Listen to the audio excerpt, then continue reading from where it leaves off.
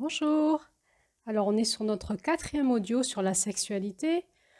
On avait eu une première audio sur la sexualité dévoyée, un deuxième audio sur le pont vers la sexualité sacrée, troisième audio où on avait un peu exploré la notion du tantra, et puis là, on revient de nouveau vers ce conte.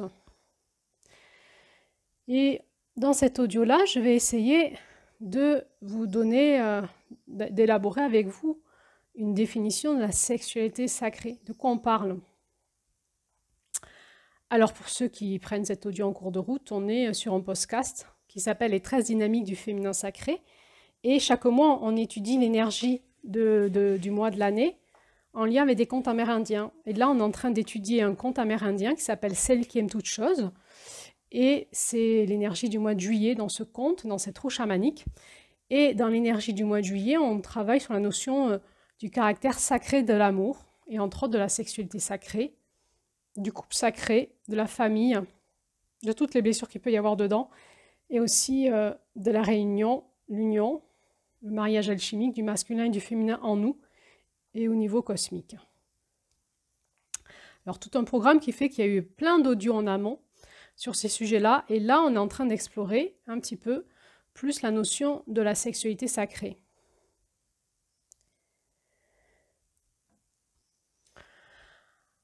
Alors dans ce conte, sauf si je me trompe, je ne crois pas qu'on parle de sexualité sacrée. On dit qu'elle est la gardienne de la sagesse sexuelle et protectrice de la sagesse sexuelle. Gardienne aussi de tous les actes de plaisir, une amoureuse sensuelle.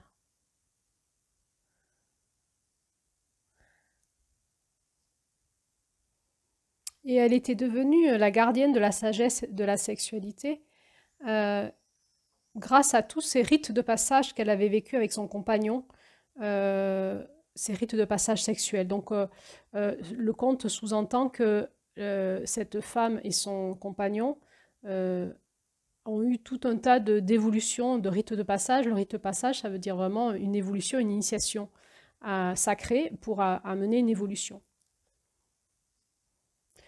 Il est dit aussi dans le conte plus loin qu'elle partagea les leçons du caractère sacré de la sexualité, respect, confiance et intimité avec les jeunes gens, qui pourraient ainsi utiliser leur connaissance de la sagesse sexuelle ainsi que leur compréhension des relations pour tisser des liens durables avec leur compagne. Voilà, donc moi je parle de sexualité sacrée, on parle aussi du caractère sacré de l'amour dans ce conte, donc je pense que ce n'est pas un abus de langage, mais c'est un mot qui est assez à la mode aujourd'hui dans le monde du New Age et que j'ai repris dans le titre de ces audios. Alors de quoi on parle quand on parle de sexualité sacrée? Eh bien, on parle de la rencontre entre la sexualité et la spiritualité. Donc comme ça, a priori, on aurait l'impression que ce sont deux concepts presque opposés, très différents, surtout dans le christianisme, où la spiritualité, quelque part, condamne la sexualité. Et on peut dire finalement que ce sont deux puissances qui sont diamétralement opposées, qui se rencontrent en fait en nous, en l'être humain, dans notre cœur. Alors on va essayer de comprendre ça un peu plus loin. Si on observe un peu plus loin ces deux grandes puissances que sont la sexualité et la spiritualité, on peut voir qu'elles sont vraiment en nous et aussi dans le monde. Et que comme on est dans l'énergie de la porte de l'unité, eh bien, d'unifier en nous la spiritualité dans la sexualité, eh bien, ça va nous donner la puissance du cœur. Alors, si on regarde l'angle de la sexualité, on peut appeler la sexualité l'énergie de l'éros. Vous savez, l'éros, c'est la puissance fondamentale qui a créé la vie, c'est la puissance de vie. C'est celle qui fait qu'on est là, qu'on a été créé par nos parents. C'est celle qui fait que nos ancêtres ont pu passer la vie. Et quand on écoute un petit peu la puissance qu'il y a dans l'éros, c'est hallucinant. Parce que c'est ce fil de vie qui se transmet entre les êtres humains et qui fait que parce qu'ils savent se transmettre cette flamme de la vie, l'humanité continue. C'est extrêmement puissant. Et dans l'éros, il y a quoi? Il y a cette énergie du désir l'un pour l'autre. Vous savez, c'est ce qui magnétise. C'est ce qui magnétise et qui fait que deux êtres vont vouloir s'unir pour créer la vie. Alors, si on observe cette énergie, effectivement, on pense à nos parents, on pense à nos grands-parents, puis à nos ancêtres, et puis on peut remonter, hein, on peut se dire, du coup, il y a tous nos ancêtres du Moyen-Âge, et puis de l'Antiquité, et puis on peut remonter encore jusqu'à l'homme du Cro-Magnon, et puis on peut continuer jusqu'au premier humain, et encore, si on continue, on peut aller jusqu'au Big Bang et la création des étoiles, et en fait, et des planètes et de la Terre. Et en fait, cette énergie de l'éros, c'est ce qui fait que les particules se sont mises les unes avec les autres et qui se sont attirées parce qu'il y avait comme une sorte de désir puissant qui était en elles. Et c'est comme s'il y avait ce désir qui était là depuis le début dans le masculin divin. Un désir, ou dans le féminin, dans la source en tout cas, un désir je crois que c'est plutôt dans le féminin, je me fais reprendre à l'intérieur de moi. Un désir de remettre ensemble ce qui a été séparé, de remettre ensemble les polarités, complémentaires pour les réunir et pour devenir quelque chose de plus grand, quelque chose d'autre. C'est toujours dans ce dynamisme aussi dans le masculin, de l'expansion, de se réunir pour créer la vie, pour s'expanser dans cette énergie de fractale, de faire un enfant ou de créer notre vie ou autre chose. Et on va voir que cette puissance de l'éros, cette puissance sexuelle, je vous le dis maintenant, c'est vraiment l'énergie de vie créatrice. C'est pas qu'une énergie sexuelle, c'est une énergie sexuelle, mais la sexualité, c'est pas que la génitalité. Vous comprenez? Nos organes sexuels, c'est nos organes génitaux, mais la sexualité, c'est pas que les organes sexuels, c'est pas que les organes génitaux.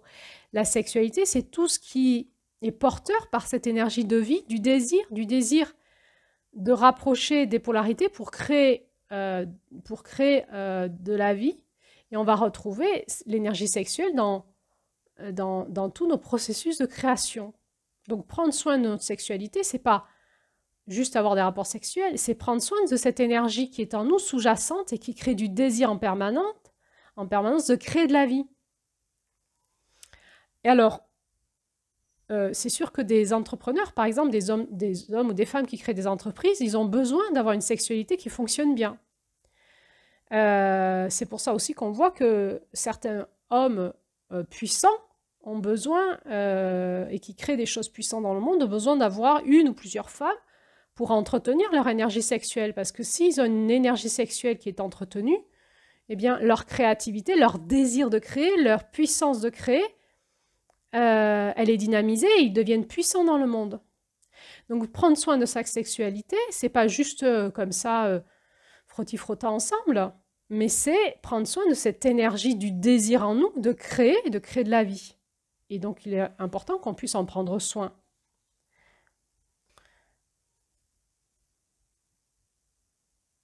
On peut se poser la question sur le désir d'enfant qui, avec maintenant, le contrôle des naissances est passé dans un questionnement de couple. Est-ce qu'on veut des enfants et combien? Et puis, bientôt, peut-être qu'on se posera la question, tu veux un garçon ou une fille, les yeux bleus, tu veux qu'il soit blond? Qu'à un moment, on aura même le choix de choisir les gènes de l'enfant, etc. Bon, j'espère qu'on n'en arrivera pas là, mais il est fort probable que oui. Disons que le désir d'enfant, il a changé. Dans le temps, le désir d'enfant, c'était pas comme aujourd'hui. C'est-à-dire que il y avait un couple qui se formait, ils avaient des enfants. Pourquoi? Parce qu'ils avaient des relations sexuelles. Il y avait cet éros qui était là entre eux, qui les aimantait l'un vers l'autre, et il y avait des bébés qui naissaient de ça. C'était pas juste un désir, c'était simplement... la sexualité était un auxiliaire de la vie sur la Terre. C'était cette énergie de vie du divin qui passait à travers des hommes et des femmes et qui créait la vie. Et c'est comme ça qu'on est aujourd'hui sur Terre, parce que cette énergie s'est passée entre les hommes et les femmes, à ricocher de l'un à l'autre, et s'est passée dans des êtres humains, et nous sommes là sur Terre aujourd'hui. Donc cette énergie, elle est en moi, c'est mon énergie de vie, mon énergie sexuelle, c'est la base de toute chose, de tout désir, de tout élan créateur, de tout élan de vie, c'est ce qui me permet le matin de me lever et d'être désirante. Et c'est cette force puissante qui est en moi et qui me pousse à aller vers l'autre. Alors il faut que j'en puisse en prendre soin de cette force-là, parce qu'elle est vitale, elle est basique chez moi. Et c'est ça qui conditionne mon bien-être. Alors on peut observer que dans la nature, les animaux qui s'accouplent, qui ont aussi cette énergie d'éros, ils l'ont à des certains moments, et au moment où il y a besoin de créer la reproduction. Et ensuite, ils l'ont plus. Donc, quand les animaux s'accouplent, c'est que la femelle est en chaleur, et c'est une certaine période dans l'année, et ils s'accouplent, et ensuite, ils ne s'accouplent plus. Nous, les êtres humains, c'est différent. C'est-à-dire qu'on peut s'accoupler, on peut faire l'amour tout le temps, et on ne tombe pas enceinte tout le temps. On tombe enceinte de temps en temps. Mais cette énergie sexuelle, de cet aspect énergétique dans cette éros, dans cet élan de vie qui est de se rapprocher l'un l'autre, eh bien, on peut l'avoir tout le temps. Elle n'est pas là chez l'être humain que pour la procréation. Elle est là tout le temps, même chez les personnes âgées. Donc, ça pose la question de qu'est-ce que c'est qu'être un être humain versus sexualité. Pourquoi cette force de vie chez l'être humain, elle s'est transformée et elle n'est pas là que pour procréer, elle est là aussi pour pourquoi? Eh bien, pour créer quelque chose entre deux êtres humains qui s'appelle l'amour et l'intelligence du cœur.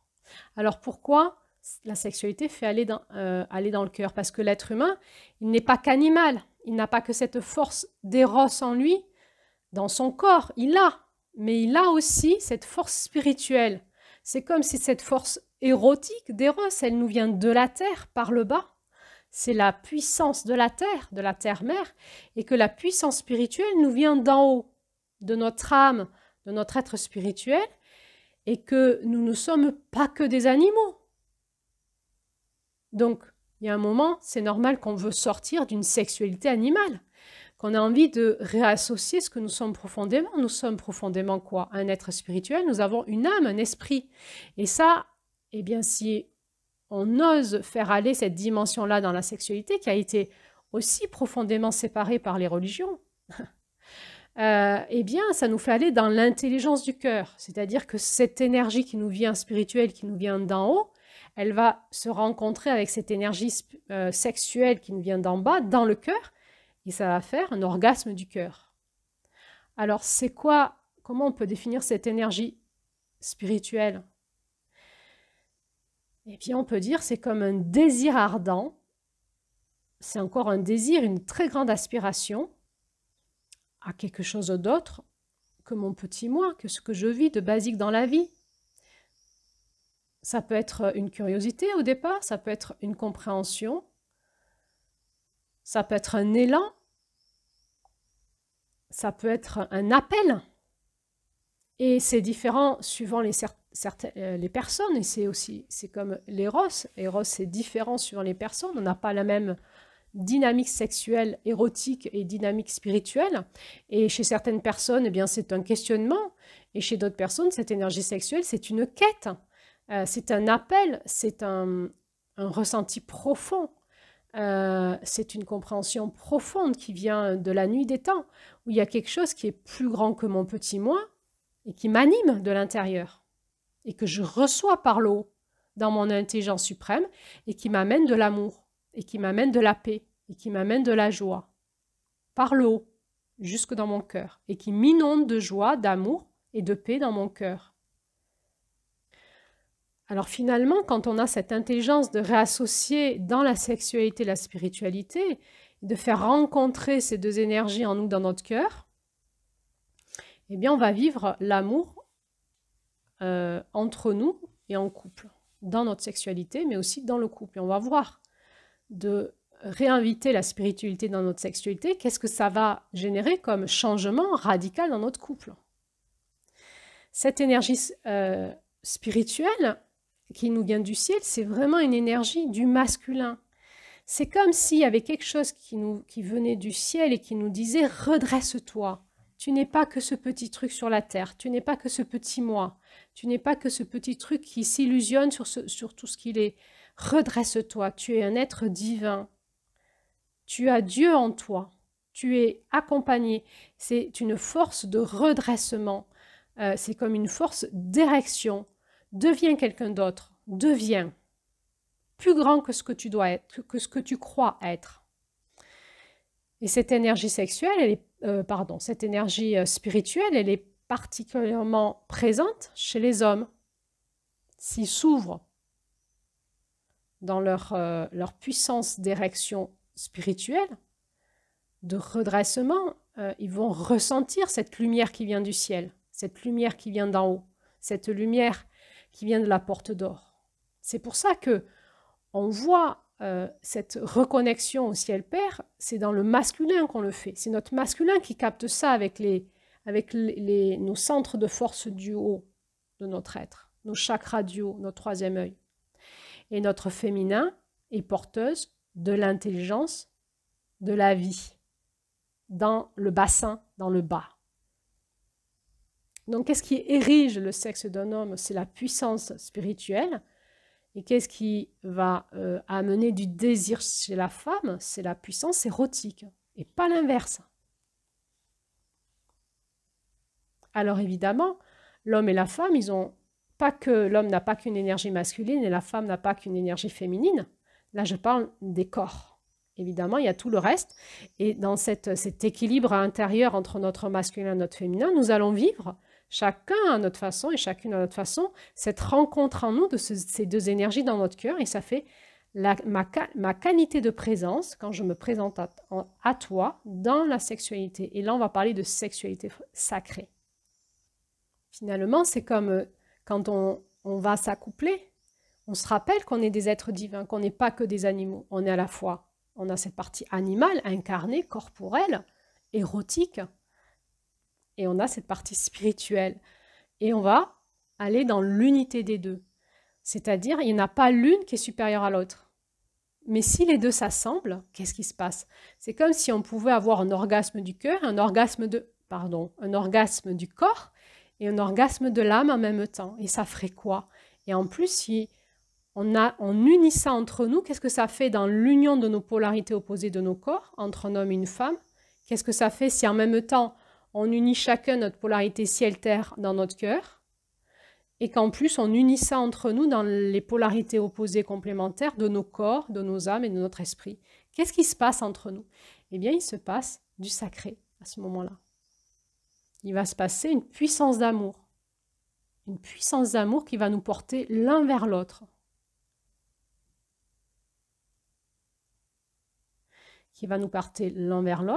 et qui va nous porter dans un sentiment profond d'être au-delà de notre propre personne, d'être au-delà. Et ce sentiment amoureux dans l'union de la sexualité sacrée va nous élever l'un et l'autre vers le divin. Donc on voit que cette puissance érotique, cette puissance des corps, cette énergie de vie qui se transmet de génération en génération, finalement, quand on prend conscience, dans un éveil de conscience, quand on élargit notre sensation, notre conscience, finalement, c'est l'intelligence de la terre-mère qui est là. C'est le féminin divin, c'est la déesse mère qui se transmet dans le ventre des femmes, parce qu'on est tous issus du ventre d'une femme. La vie se transmet par le ventre des femmes. Et finalement, c'est comme si tout d'un coup, dans cette puissance érotique, on se rendait compte que la femme, cette puissance érotique qui est magnétique, qui magnétise à elle l'homme et qui va créer le désir chez l'homme. La femme qui va créer le désir. Elle est magnétique et cette puissance érotique est dans le ventre d'une femme et qui magnétise à elle et qui éveille le désir d'un homme vers elle. Eh bien ça, c'est la puissance du féminin sacré, c'est la puissance de la déesse, du féminin divin. Le ventre des femmes est porteur de cette énergie de vie et toujours porteur de cette énergie de vie. C'est toujours là. Malgré tout ce qu'on a vécu, cette énergie de vie, elle est toujours là, dans le ventre des femmes. Et puis on est dans quelque chose de tellement énormissime que tout d'un coup, la puissance masculine, petit à petit, a voulu prendre le contrôle. Parce que c'est incontrôlable. Et c'est venu sous différentes formes religieuses. Et petit à petit, la présence masculine a pris le dessus sur cette présence divine féminine. Et la déesse mère a pris de moins en moins, a perdu de plus en plus de son influence chez l'être humain. Ça ne veut pas dire qu'elle n'était pas là en filigrane. Elle est toujours là. Les femmes en sont toujours porteuses et les femmes le savent. Mais il y a eu de la manipulation mentale, de la manipulation de pouvoir et aussi de la manipulation physique, etc., qui fait que l'expression de cette puissance du féminin a été niée, cassée. On a voulu la contrôler, la mettre sous contrôle du mental des hommes, jusque dans nos accouchements, où on va maintenant dans des maternités où c'est une intelligence de l'hôpital qui prend en charge nos naissances. Et puis, l'origine du divin, qui était cette énergie de vie qui se transmettait sur la terre, elle est devenue Dieu, et Dieu le Père, Dieu l'unique, Dieu le masculin, et qui s'est dévoyé petit à petit dans les religions, et petit à petit, ce Dieu est presque devenu et un Dieu d'amour et un Dieu pervers, qui condamnait, si tu ne faisais pas ce que je te dis, tu es en enfer, etc. Et là, il y a eu la victoire de l'inversion de cette force de vie.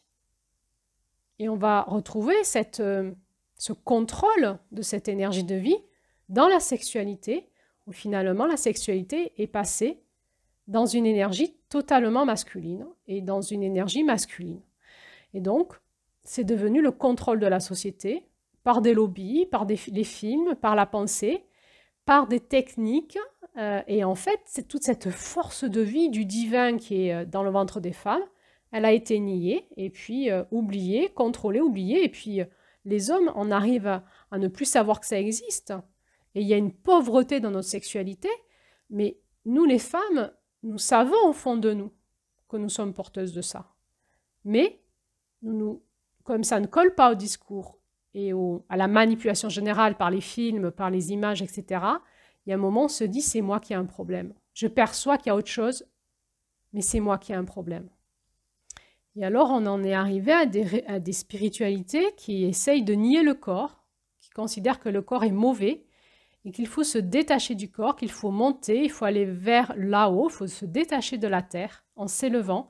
Et là, on a nié le divin, la source même du divin, le féminin divin, la femme, la terre, le corps, la force de vie et la vie. On n'honore même plus la vie en faisant ça.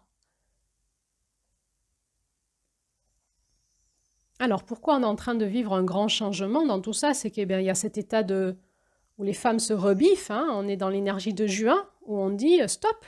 Il y en a marre. On le voit dans le monde du cinéma, dans le monde des artistes. Je ne couche plus pour avoir tel poste, etc. Je ne fais plus... on en a marre qu'on nous soumette à des jeux sexuels. On en a marre qu'on nous présente le porno. On en a marre. Et on en a marre pour nos enfants. On ne veut pas que nos enfants s'initient au porno. On ne veut pas que nos filles adolescentes vivent des expériences sexuelles traumatisantes pour elles avec des petits garçons ou des ados qui ont regardé des films porno et qui les utilisent comme des objets sexuels pour... s'entraîner dans leur propre sexualité dévoyée, on ne veut plus ça. Et du coup, il y a un élan chez la femme de dire stop et de remettre à l'honneur ce féminin divin en elle, cette déesse mère dont elle est porteuse dans son utérus, et d'honorer la vie. Et donc, c'est quand la femme a pu se libérer du patriarcat et a pu retrouver sa liberté, entre autres aussi financière, de couple, a pu divorcer, a pu vivre sans être mariée à un homme et a pu quitter ses conjoints quand elle voulait, qu'elle a pu retrouver une forme de liberté et donc une forme de menace pour l'homme. C'est-à-dire, je ne t'appartiens pas, je ne suis pas ta possession, je suis libre et dans ma liberté. Si tu ne me respectes pas, je m'en vais. Je te dis non et je m'en vais. Donc tu bouges.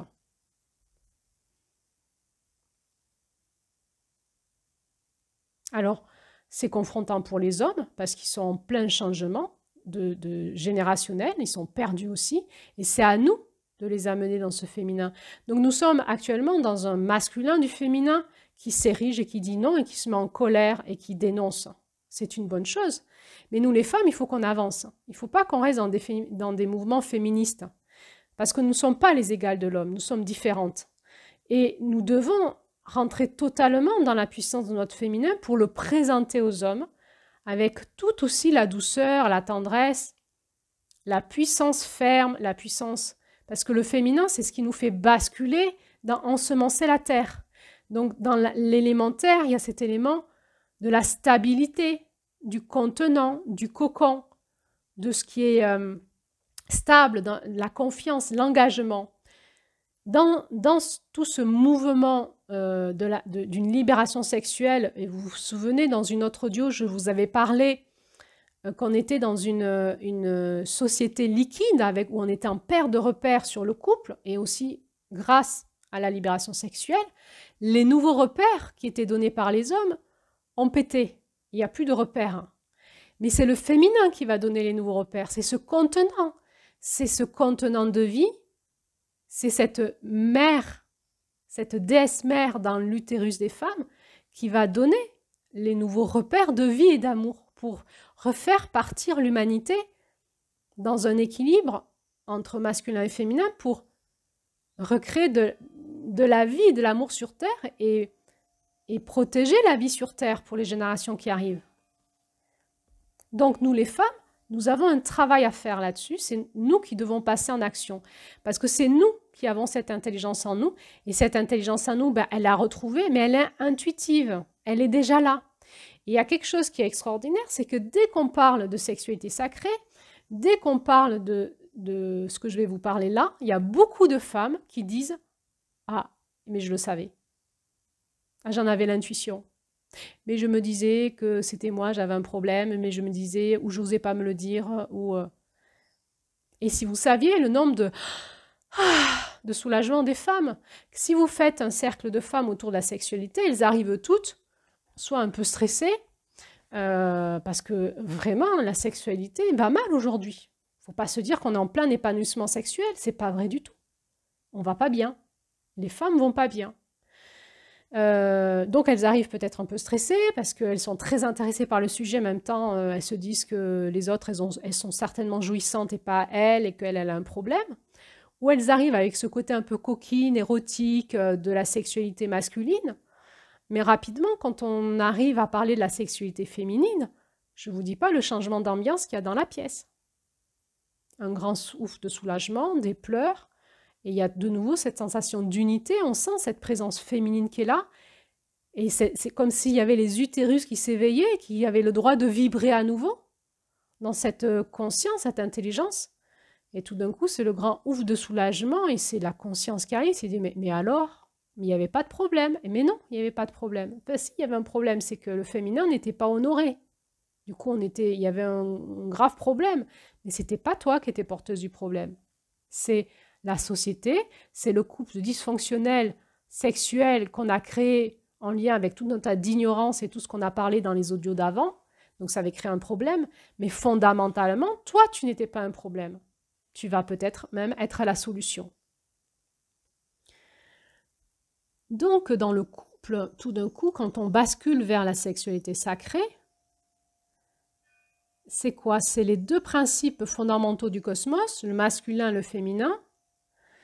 Eh bien, tout d'un coup, ces deux principes vont s'unir charnellement et spirituellement à travers un homme et une femme. Et ils vont intégrer tous les aspects d'eux-mêmes dans ce creuset qui est la rencontre sexuelle et qui est un acte d'amour cosmique, qui est un acte d'amour divin entre le ciel et la terre, mais aussi entre des âmes, des corps, des cœurs et des esprits.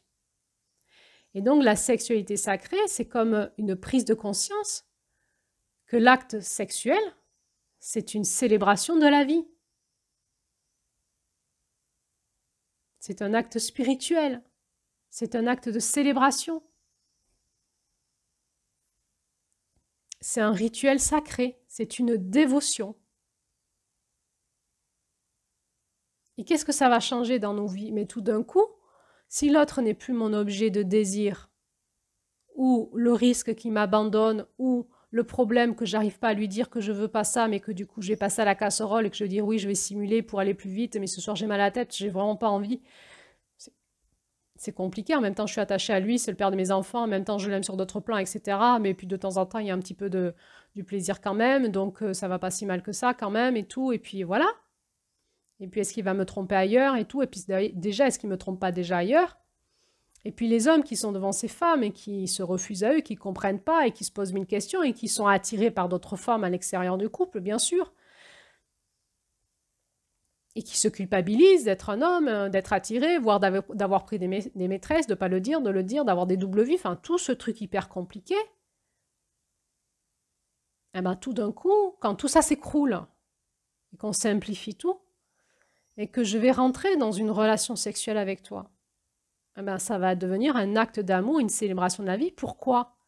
Parce que je prends conscience que je suis une âme, un être spirituel dans ce corps, porteuse d'une énergie sacrée et aussi érotique, qui est sacrée à la fois du ciel et de la terre, dans ce corps de chair, désirant, et que j'ai en face de moi un être spirituel, sacré, qui est aussi mu par cette force du désir, qui l'attire à moi, qui le fait se soupirer de s'unir à moi. Et tout d'un coup, je prends conscience que ce n'est pas un objet, mais c'est un être divin qui est là. Et je vais pouvoir me connecter à son âme et à son être divin. Et il va pouvoir aussi m'honorer là-dedans. Et ça va tout changer. Ça va nous rendre notre humanité. En nous et entre nous. C'est donc en reconnaissant la partie divine de mon compagnon, ma compagne, que je vais pouvoir entrer dans cet espace sacré. Et donc, la sexualité sacrée, de toute façon, comme tout sacré, ça commence d'abord par des rituels. Il va falloir qu'on ritualise notre rencontre. C'est une reconnaissance de l'autre. Et là, ça va guérir tout de suite nos blessures de non-reconnaissance. Donc, on va mettre en place des rituels très simples. Et on va comme rentrer dans un temple. On va créer un temple où on va se rencontrer sexuellement. On va créer les conditions énergétiques favorables pour qu'il y ait une célébration cosmique dans notre chambre, là où on est. Et donc, on va organiser cet espace sacré. Et puis, on va apprendre à se déshabiller en conscience. C'est-à-dire que l'acte d'enlever ses habits n'est pas juste qu'érotique, et on le fera aussi. Mais d'abord, quand on se reconnecte à la sexualité sacrée, on va se déshabiller dans la conscience qu'on se met à nu, en pleine lumière, c'est-à-dire qu'on s'offre à l'autre dans notre nudité la plus totale, dans notre simplicité, dans notre vérité, qu'on s'engage à laisser tomber tous nos masques, tous nos scénarios, qu'on s'engage à revenir dans une personnalité sexuelle, à sa plus simple expression, à sa plus puissante expression, qui est la personnalité divine en nous. Donc c'est comme si on laissait les vêtements à la porte du temple, et dans cette rencontre, on va se rencontrer totalement, en pleine conscience dans notre nudité. Ça veut dire quoi? Sans armure, mais aussi sans demande et sans attente. Et c'est là où tout va changer. On lâche tout ce qui était, tout ce qu'on avait appris avant et qui n'était pas intéressant en fait. Toutes les techniques, tous les techniques, tout le bien faire ou le mal faire, tout ça, ça s'arrête. Je n'ai plus de demande et je n'ai plus d'attente. Parce que quoi? Parce que je suis. Je suis dans cette vacuité. On va aller dans cette vacuité du féminin divin, dans cette lumière noire. On va retourner à la source. Et dans cet espace-là, on va vivre le plein amour. On va se recharger en amour. C'est là où on fait un orgasme cosmique à deux. Alors c'est là où, du coup, pour certaines personnes qui sont très conditionnées au plaisir, parce qu'on va différencier le désir du plaisir. Le plaisir est très conditionné.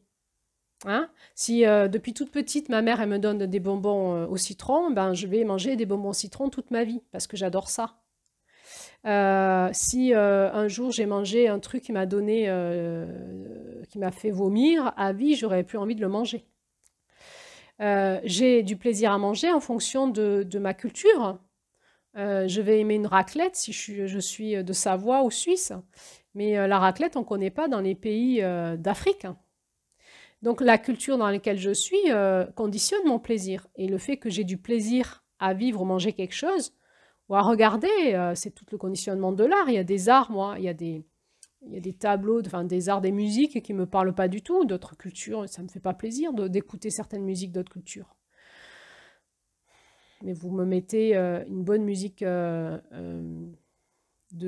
Bach, par exemple, ou de Beethoven, ou de Mozart, je vais être émue jusqu'aux larmes à un moment. Pourquoi? Mais parce qu'on est conditionné, notre plaisir est conditionné. Donc, on va lâcher ça. Hein? On est dans le monde là de la dépendance, vous savez, du dépendant comme de l'alcoolique, du drogué, de celui qui veut son petit plaisir pour ensuite bien dormir. Hein? Son petit orgasme, tu me fais frotti-frotta par là, et une petite fellation, un petit cuni, et après on fait dodo, d'accord? Et tout ça régulièrement, donc on regarde les chiffres, combien de fois les Français font l'amour par semaine, il faut qu'on soit dans la moyenne, sinon ça va pas, tout ça on lâche. On s'ennuie là-dedans, c'est mourir d'ennui, quoi. C'est une sexualité de bébé. Alors ça va être difficile parce que dans notre corps nerveux, dans notre système nerveux, il y a quelque chose qui veut ça. Et au début, c'est difficile parce qu'on le veut encore, parce qu'on n'a pas envie de le lâcher. Si on vous dit, si vous avez l'habitude de vous prendre votre petit vin rouge tous les soirs et qu'un jour on vous dit il ne faut plus le faire, ben vous voulez encore le faire. C'est comme par exemple la cigarette. Il y a un temps entre l'envie d'arrêter et le fait qu'on le fasse, qu'on le décide et qu'on le fasse. Ça se fait pas tout de suite, c'est pas facile. C'est challengeant. Et bien c'est pareil, changer de sexualité, ça va être pareil, c'est le même mode. Par contre, on va suivre cet éros, ce désir profond. Et c'est quoi la différence entre le plaisir et le désir? Eh bien, c'est que le plaisir, c'est profondément ancré en nous. C'est comme, c'est un élan du corps. C'est comme quand on a faim. Quand on a faim, on a faim. On peut calmer notre faim en mangeant, mais on ne peut pas se dire une fois qu'on a mangé, je vais me provoquer encore une faim. Non, on n'a plus faim. Et le désir, il s'éveille à un moment, et il est inné en nous, et on ne peut pas le conditionner.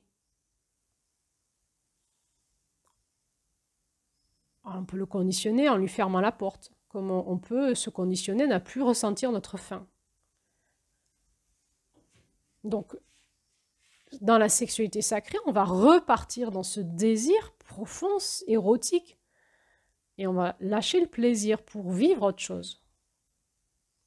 Donc, dans la sexualité sacrée, je vais me présenter juste comme je suis, sans armure, sans attente, sans demande, à nu, juste dans ma présence et dans le don de ce que je suis, avec ce que je suis là maintenant, dans toute mon humilité et dans toute ma présence, dans toute ma puissance d'être qui s'érige et dans tout l'accueil de ce que je suis, dans toute mon humilité. Et là, on est en plein dans l'énergie de juillet, dans celle qui aime toute chose.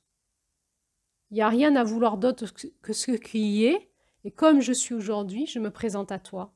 Et ça va être un don d'amour que je fais à notre couple. C'est un acte d'amour. Je me présente à toi comme je suis aujourd'hui.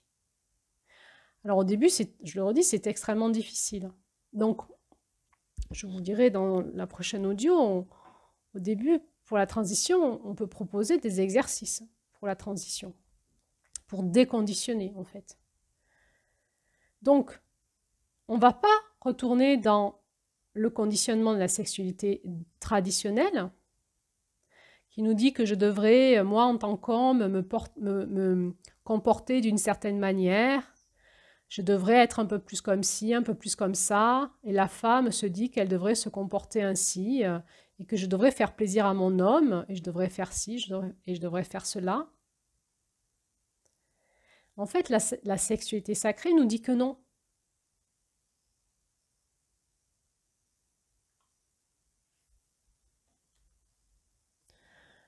L'autre n'est pas là pour me faire plaisir. Et je ne suis pas là pour faire plaisir à l'autre. On lâche le plaisir, on va dans le désir. On va célébrer quelque chose au travers du désir et ça va être un don. Il y aura du plaisir, hein. Il y aura du plaisir bien sûr dans l'éveil, mais ça ne sera plus un plaisir conditionné, ça sera un plaisir divin. Je ne vais pas lui faire plaisir, il ne va pas me faire plaisir. Donc on n'arrive pas avec notre programme en tête en se disant on va se caresser, et puis ensuite il y aura une fellation, et puis il y aura un cunnilingus, et puis non, tout ça c'est fini. Ça ne veut pas dire qu'à un moment il n'y aura pas quelque chose de comme ça, mais ce truc-là il va venir dans un mouvement de danse s'il se présente, et peut-être pas en fait. On reviendra sur la prochaine audio.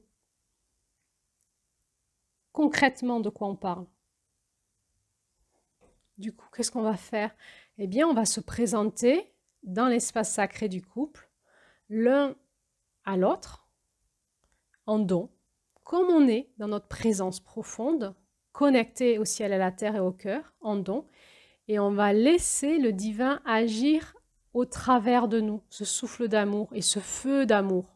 Vous vous souvenez, dans l'audio sur l'amour dans ces 4 états, dans tous ces états, il y avait ce feu d'amour, ce feu ardent de l'éros, du désir, du plaisir des amants. On va laisser ce souffle d'amour et ce feu d'amour nous traverser à chaque fois. Et il y a quelque chose d'assez fascinant qui va démarrer, qui s'appelle le désir. Et le désir, c'est une force incroyable qui nous vient de l'intérieur, qui nous traverse.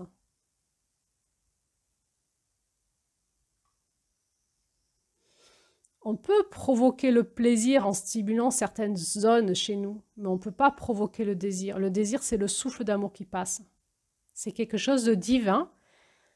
C'est le féminin divin qui commence à s'actionner dans nos corps et le masculin divin qui va arriver, qui va la rencontrer en nous, dans notre cœur. Il va se passer quelque chose en moi et avec l'autre. Et on n'a rien à faire. Moins on fait, plus le divin agit, plus c'est transcendantal, plus c'est extraordinaire. On pourrait dire que le divin, dans sa grande sagesse, a créé des êtres qui ont une capacité de désir, c'est-à-dire qu'il n'y a rien à faire. On est déjà câblé, c'est le féminin divin, on est déjà dans le désir. Le désir, il revient. Il suffit d'enlever toutes les croûtes qu'on a mis, qui nous empêchent dans notre désir, et le désir revient, c'est naturel. En effet, pour être des êtres désirants et pour être désirables aussi. C'est pour ça que la convoitise, elle n'est pas alimentée. On aurait envie de prendre la femme de l'autre parce qu'elle est désirable. Mais ça casse l'énergie du divin, ça casse l'énergie d'amour. La femme de l'autre, elle n'est pas à prendre. Il n'y a pas à prendre.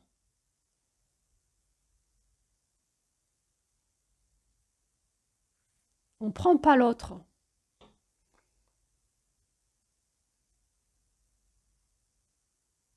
Il y a laissé le divin, le souffle d'amour, me transporter là où je dois être, au moment où je dois être.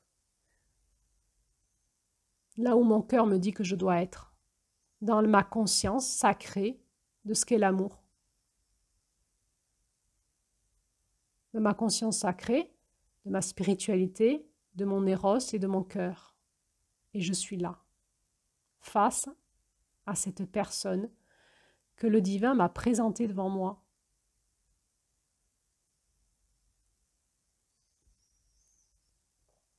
Alors évidemment, ça remet la question, la sexualité sacrée, est-ce que ça peut démarrer dans un couple qui s'est créé par formatage, par conditionnement? Est-ce que le souffle du divin peut passer à travers nous? Eh bien, si l'un et l'autre désirent s'en remettre au souffle d'amour, eh bien, on tente l'expérience et on regarde ce qui se passe. On fait don de soi à l'amour. Et on regarde, dans notre humilité, on vit l'expérience et on écoute. Et là, il y a vraiment quelque chose qui vient nous guérir. C'est le grand lâcher-prise. On n'a plus à se poser 10 000 questions. Est-ce qu'on reste ensemble? Et les enfants et tout. On fait don de soi à l'amour, au souffle d'amour. Dans toutes mes pensées, dans toutes mes programmations émotionnelles, dans tous mes scénarios relationnels et d'attachement, même dans ma sexualité, et on regarde ce qui se passe. Je me mets à nu et je me présente devant toi. Dans toute ma droiture, l'honneur qui est en moi, de cette force qui m'érige dans mon masculin, et dans toute la vulnérabilité de mon féminin qui s'ouvre pour accueillir ce qui est là, et ce qui est là, je ne sais pas ce que c'est. Et je lâche prise, dans mon humilité. Donc, il n'y a pas de manuel à lire. Simplement, cultiver la présence en nous, et notre reliance au sacré, notre reliance au divin, côté ciel, côté terre et dans notre cœur. Et c'est déjà beaucoup, beaucoup, beaucoup. C'est le chemin pour arriver jusqu'à l'énergie de juillet dans notre enseignement chamanique. Donc, dans la sexualité sacrée, c'est entrer dans un espace sacré dans lequel on a enlevé toutes nos méthodes sexuelles. On a enlevé tous nos habits, toutes nos armures, toutes nos attentes. Quel soulagement! Et les miennes et celles de l'autre. Il n'y a plus d'attente. Il y a une totale libération. Quel soulagement! On se montre dans notre vérité, notre authenticité, et on s'en remet au souffle d'amour.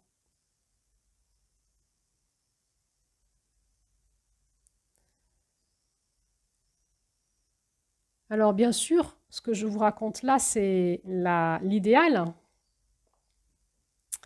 C'est tendre vers, on en est à tendre vers.